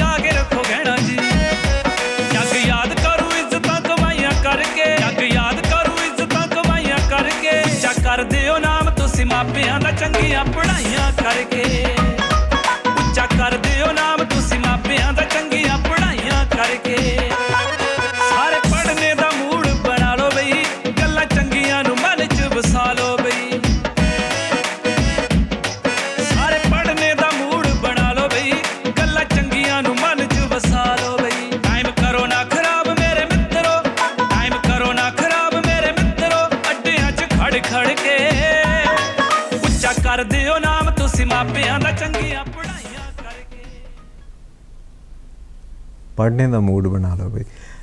ਬੜਾ ਸੋਹਣਾ ਤੇ ਬੜਾ ਢੁਕਵਾਂ ਗੀਤ ਤੁਸੀਂ ਸੁਣਿਆ। ਔਰ ਹੁਣ ਡਾਕਟਰ ਰਾਜੇਸ਼ ਹੋਣਾ ਨਾਲ ਅਸੀਂ ਅੱਗੇ ਗੱਲਬਾਤ ਕਰਦੇ ਹਾਂ। ਡਾਕਟਰ ਸਾਹਿਬ, ਗੀਤ ਵੀ ਅਸੀਂ ਸੁਣ ਲਿਆ, ਹੁਣ ਗੀਤ ਤੋਂ ਬਾਅਦ ਦੁਬਾਰਾ ਫਿਰ ਅਸੀਂ ਕਰੀਅਰ ਦੇ ਬਾਰੇ ਅਸੀਂ ਗੱਲ ਕਰ ਰਹੇ ਸੀ। 3 ਪੜਾਅ ਦੇਖ ਲਏ ਕਿ ਕਿਸ ਤਰੀਕੇ ਦੇ ਨਾਲ ਕਰੀਅਰ ਗਾਈਡੈਂਸ ਦੇ ਵਿੱਚ ਅਸੀਂ ਸਬਜੈਕਟ ਦੀ ਜਿਹੜੇ ਚੋਣ ਹੈ ਉਹ ਕਿਸ ਤਰ੍ਹਾਂ ਕਰਨੀ ਹੈ, ਆਪਣੇ ਖੇਤਰ ਦੀ ਚੋਣ ਕਿਸ ਤਰ੍ਹਾਂ ਕਰਨੀ ਹੈ, ਔਰ ਤੁਸੀਂ ਇੰਸਟੀਚਿਊਟ ਜਾਂ ਯੂਨੀਵਰਸਿਟੀ ਜਾਂ ਕਾਲਜ ਦੀ ਚੋਣ ਕਿਸ ਤਰੀਕੇ ਨਾਲ ਕਰਨੀ ਹੈ, ਉਹ ਵੀ ਤੁਸੀਂ ਬਖੂਬੀ ਦੱਸਿਆ।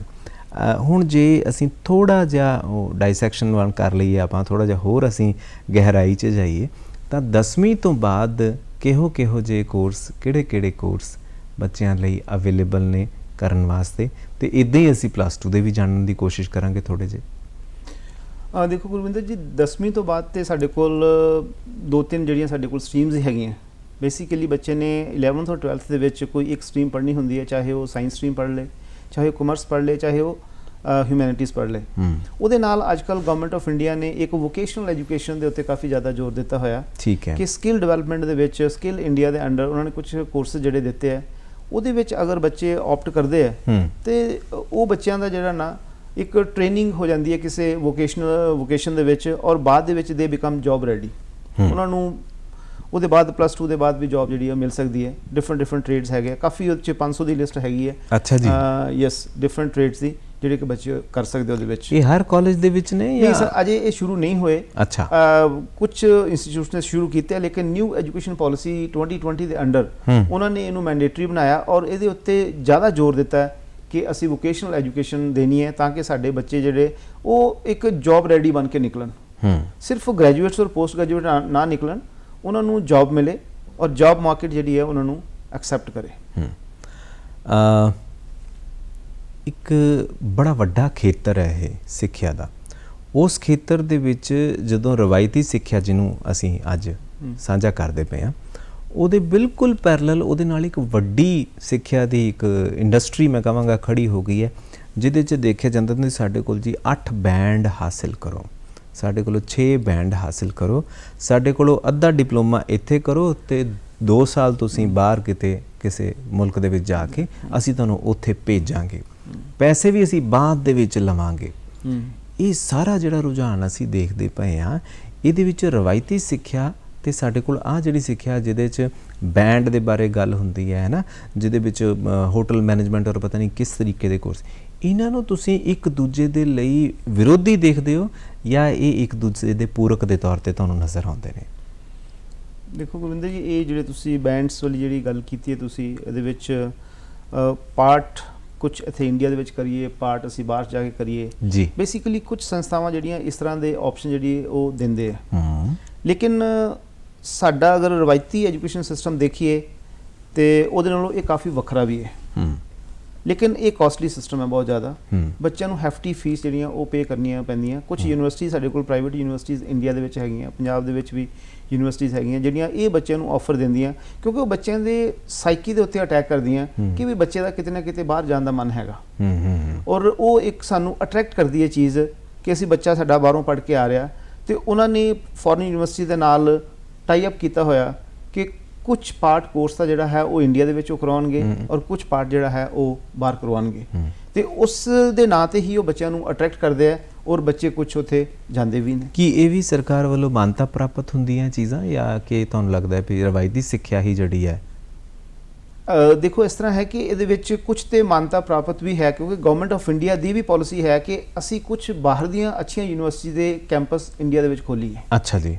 ਇਹ ਇੱਕ ਨਵੀਂ ਗਵਰਨਮੈਂਟ ਦੀ ਪਾਲਿਸੀ ਹੈਗੀ ਹੈ ਕਿ ਉਹਨਾਂ ਨੇ ਜਿਹੜੀਆਂ ਅੱਛੀਆਂ ਯੂਨੀਵਰਸਿਟੀਆਂ ਜਿਸ ਤਰ੍ਹਾਂ ਹਾਰਵਰਡ ਹੈ, ਆਕਸਫੋਰਡ ਹੈ, ਜਾਂ ਦੂਸਰੀਆਂ ਯੇਲ ਯੂਨੀਵਰਸਿਟੀ ਹੈ, ਔਰ ਦੂਸਰੀਆਂ ਅੱਛੀਆਂ ਯੂਨੀਵਰਸਿਟੀਆਂ ਕੈਨੇਡਾ ਦੀਆਂ, ਆਸਟ੍ਰੇਲੀਆ ਦੀਆਂ ਔਰ ਅਮਰੀਕਾ ਦੀਆਂ, ਯੂਕੇ ਦੀਆਂ, ਉਹਨਾਂ ਨੂੰ ਅਲਾਉ ਕੀਤਾ ਕਿ ਤੁਸੀਂ ਆਪਣੇ ਕੈਂਪਸ ਇੰਡੀਆ ਜਾ ਕੇ ਖੋਲੋ।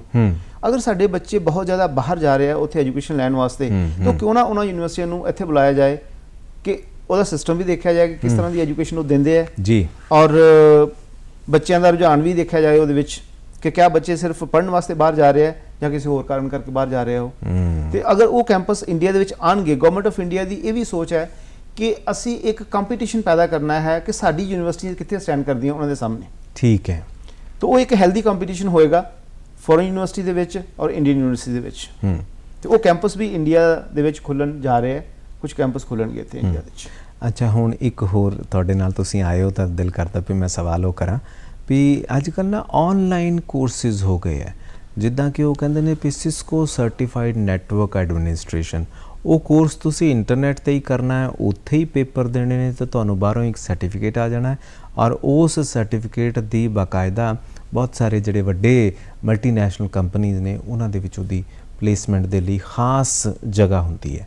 ਇਹ ਜਿਹੜੀ ਸਿੱਖਿਆ ਦਾ ਬਣ ਰਿਹਾ ਵੀ ਆਨਲਾਈਨ ਸਿੱਖਿਆ ਔਰ ਕੁਝ ਵੀ ਤੁਸੀਂ ਹਾਸਲ ਕਰ ਸਕਦੇ ਹੋ, ਇਹਨੂੰ ਤੁਸੀਂ ਕਿਸ ਤਰੀਕੇ ਨਾਲ ਦੇਖਦੇ ਹੋ? ਇਹ ਗੁਰਵਿੰਦਰ ਜੀ ਤੁਸੀਂ ਇੱਕ ਨਵਾਂ ਏਰੀਆ ਜਿਹੜਾ ਨਾ ਇਹ ਟੱਚ ਕੀਤਾ, ਔਰ ਬੜਾ ਅੱਜ ਕੱਲ੍ਹ ਕਰੰਟ ਏਰੀਆ ਹੈਗਾ ਹੈ ਜੀ। ਔਰ ਇਹਦਾ ਜਿਹੜਾ ਰੁਝਾਨ ਹੈ ਉਹ ਵਧਿਆ ਕੋਵਿਡ ਤੋਂ ਬਾਅਦ। ਕੋਵਿਡ ਆਇਆ, ਕੋਵਿਡ ਨੇ ਸਾਨੂੰ ਜ਼ਬਰਦਸਤੀ ਆਨਲਾਈਨ ਸਿਸਟਮ ਦੇ ਵਿੱਚ ਪਾਇਆ। ਠੀਕ ਹੈ ਕਿ ਅਸੀਂ ਘਰਾਂ ਦੇ ਵਿੱਚ ਬੈਠ ਕੇ ਹੀ ਕਲਾਸਾਂ ਲੈ ਸਕੀਏ, ਵਰਕ ਫਰਮ ਹੋਮ ਕਰੀਏ। ਅੱਜ ਵੀ ਜਿਹੜੀਆਂ ਮਲਟੀਨੈਸ਼ਨਲ ਕੰਪਨੀਜ਼ ਹੈਗੀਆਂ ਉਹ ਵਰਕ ਫਰਮ ਹੋਮ ਦੇ ਉੱਤੇ ਹੀ ਇਨਸਿਸਟ ਕਰ ਰਹੀਆਂ, ਕਿਉਂਕਿ ਉਹਦੇ ਵਿੱਚ ਉਹਨਾਂ ਦਾ ਵੀ ਫਾਇਦਾ ਹੈ ਔਰ ਜਿਹੜੇ ਸਾਡੇ EMPLOYEES ਹੈ ਉਹਨਾਂ ਦਾ ਵੀ ਫਾਇਦਾ ਹੈ। ਜਿਹੜੀ ਤੁਸੀਂ ਗੱਲ ਕੀਤੀ ਹੈ ਆਨਲਾਈਨ ਕੋਰਸਿਸ ਦੀ, ਉਹ ਕੋਰਸਿਸ ਅਵੇਲੇਬਲ ਹੈਗੇ ਆ। ਤੁਸੀਂ ਆਪਣੀ ਮਰਜ਼ੀ ਦੇ ਹਿਸਾਬ ਨਾਲ ਆਪਣਾ ਟਾਈਮ ਚੂਜ਼ ਕਰ ਸਕਦੇ ਹੋ ਕਿ ਮੈਂ ਇੰਨੇ ਤੋਂ ਇੰਨੇ ਕਲਾਸ ਦੀ ਲਗਾਵਾਂਗਾ। ਲੇਕਿਨ ਮਾਹਿਰ ਜਿਹੜੇ ਹੈ ਉਹ ਆਨਲਾਈਨ ਤੁਹਾਨੂੰ ਇਨਸਟਰਕਸ਼ਨ ਤੇ ਦਿੰਦੇ ਆ। ਲੇਕਿਨ ਮੈਨੂੰ ਲੱਗਦਾ ਕਿ ਅਗਰ ਇਹ ਵੋਕੇਸ਼ਨਲ ਕੋਰਸਿਸ ਹੈਗੇ ਆ ਤੇ ਉਹਦੇ ਵਿੱਚ ਪ੍ਰੈਕਟੀਕਲ ਟ੍ਰੇਨਿੰਗ ਜਿਹੜੀ ਹੈ ਉਹ ਮਿਸਿੰਗ ਹੈ, ਐਕਸਪੈਰੀਮੈਂਟ ਪਾਰਟ ਜਿਹੜਾ ਮਿਸਿੰਗ ਹੈ।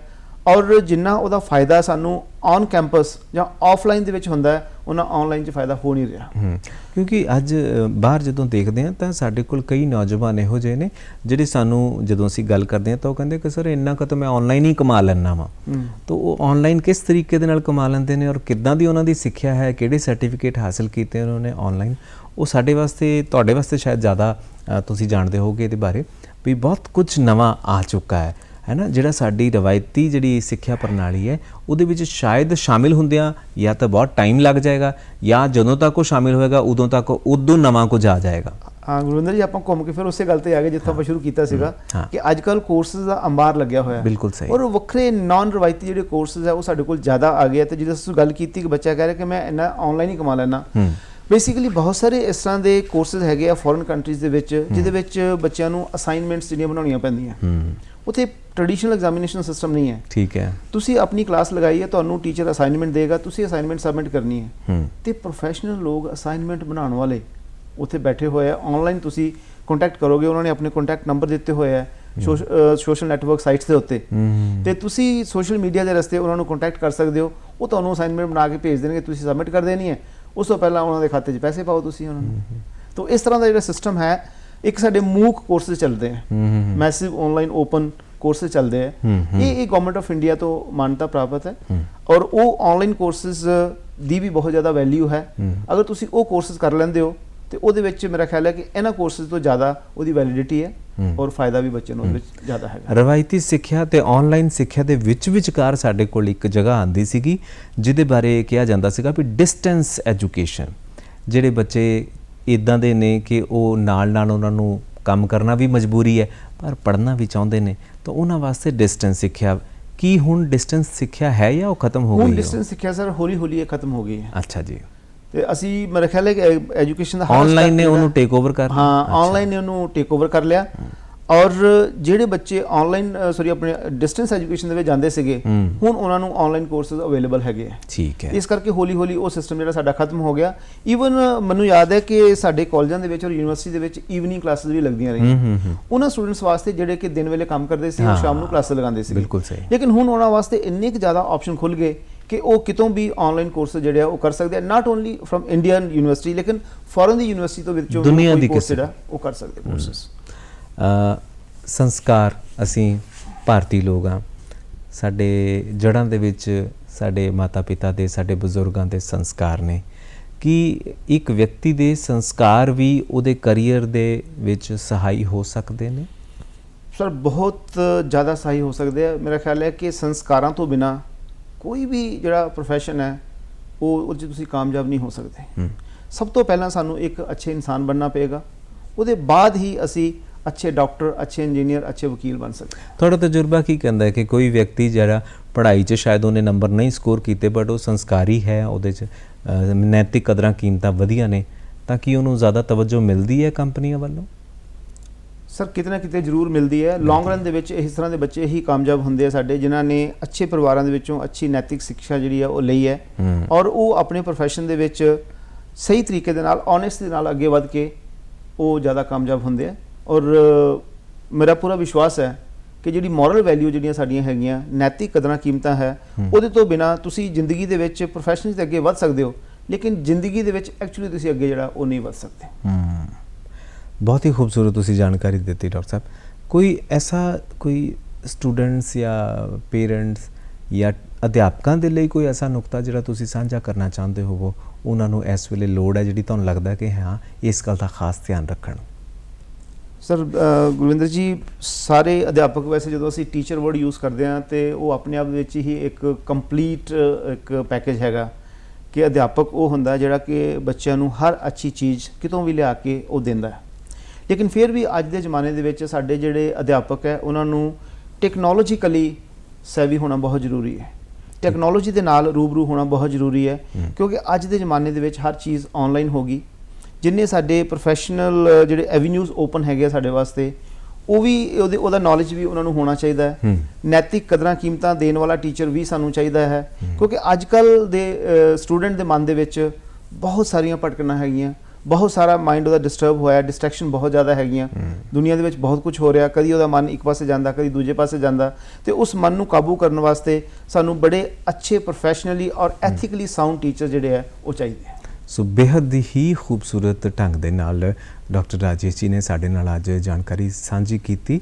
ਅੰਗਰੇਜ਼ੀ 'ਚ ਕਿਸੇ ਨੇ ਕਿਹਾ ਹੈ ਕਿ a great teacher is not the one who teaches but the one who inspires. ਜੋ ਸਾਨੂੰ ਪ੍ਰੇਰਣਾ ਦਿੰਦਾ ਹੈ, ਜੋ ਸਾਨੂੰ ਬਿਨਾਂ ਪੜ੍ਹਾਏ ਹੀ ਇੰਨਾ ਮੋਟੀਵੇਟ ਕਰ ਦਿੰਦਾ ਹੈ, ਇੰਨਾ ਸ਼ਕਤੀ ਨਾਲ ਭਰ ਦਿੰਦਾ ਹੈ ਕਿ ਅਸੀਂ ਉਸ ਰਸਤੇ ਦੇ ਉੱਤੇ ਬੜੀ ਸ਼ਿੱਦਤ ਦੇ ਨਾਲ ਤੁਰਨਾ ਔਰ ਦੌੜਨਾ ਸ਼ੁਰੂ ਕਰ ਦਿੰਦੇ ਹਾਂ। ਡਾਕਟਰ ਸਾਹਿਬ ਬਹੁਤ ਬਹੁਤ ਸ਼ੁਕਰੀਆ, ਤੁਸੀਂ ਅੱਜ ਸਾਡੇ ਕੋਲ ਆਏ। ਉਮੀਦ ਕਰਦੇ ਹਾਂ ਅੱਗੋਂ ਵੀ ਤੁਸੀਂ ਇਵੇਂ ਹੀ ਸਾਨੂੰ ਤੇ ਸਾਡੇ ਦਰਸ਼ਕਾਂ ਨੂੰ ਇੱਦਾਂ ਹੀ ਰਾਹ ਦਿਖਾਉਣ ਦੇ ਲਈ ਆਉਂਦੇ ਰਹੋਗੇ। ਫਿਲਹਾਲ ਬਹੁਤ ਸ਼ੁਕਰੀਆ, ਬਹੁਤ ਬਹੁਤ ਧੰਨਵਾਦ। ਦਰਸ਼ਕੋ ਤੁਹਾਡਾ ਵੀ ਧੰਨਵਾਦ।